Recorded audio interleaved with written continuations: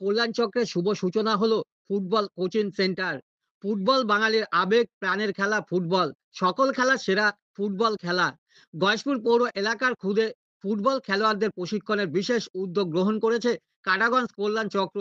এদিন বিশিষ্ট প্রাক্তন ফুটবল খেলোয়াড় ও গয়েশপুর পৌরসভার পৌর প্রধানের উজ্জ্বল উপস্থিতিতে উদ্বোধন হলো ফুটবল প্রশিক্ষণ শিবির।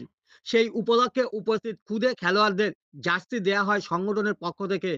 কাটাগঞ্জ কল্যাণ চক্রের এহেন উদ্যোগকে সাধুবাদ জানিয়েছেন গয়েশপুর পৌরসভার পৌরপ্রধান সুকান্ত চ্যাটার্জি। তিনি সব রকমের সহযোগিতা করবেন বলেও জানিয়েছেন।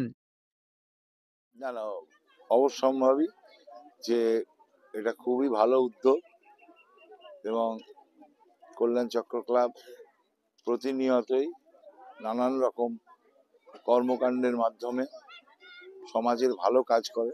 আমি রাজু সরকার মহাশয়কে ধন্যবাদ জানাবো এবং আশা করব যে ভবিষ্যতে সুস্থ পরিবেশে এখানে যদি সুন্দরভাবে খেলার প্রশিক্ষণটা হয়।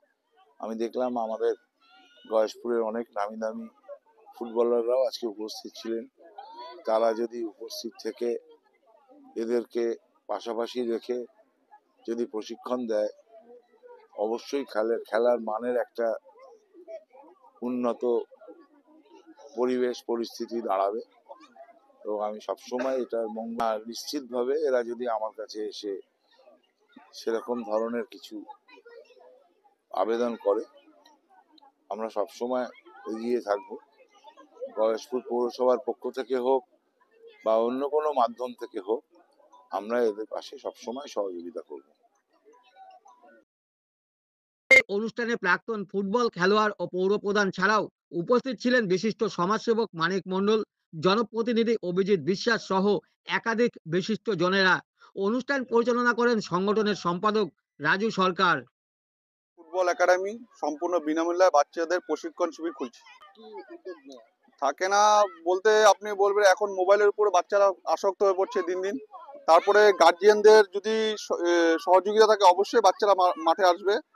আর আজকে তো দেখতেই পাচ্ছেন কত বাচ্চা, প্রথম দিন আমাদের শুরু হওয়ার দিনই এত বাচ্চা এসছে।